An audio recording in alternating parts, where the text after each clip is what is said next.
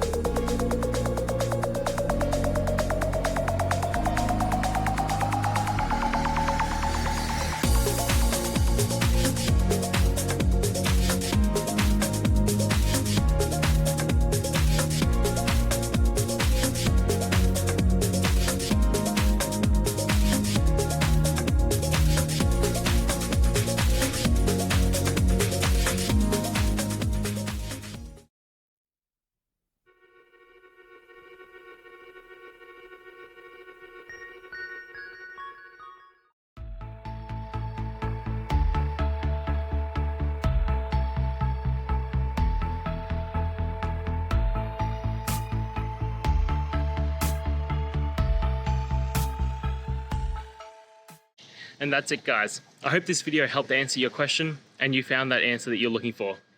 Now, please hit subscribe if it helped. I really appreciate it. And I'll see you next time on another one of these videos. Cheers.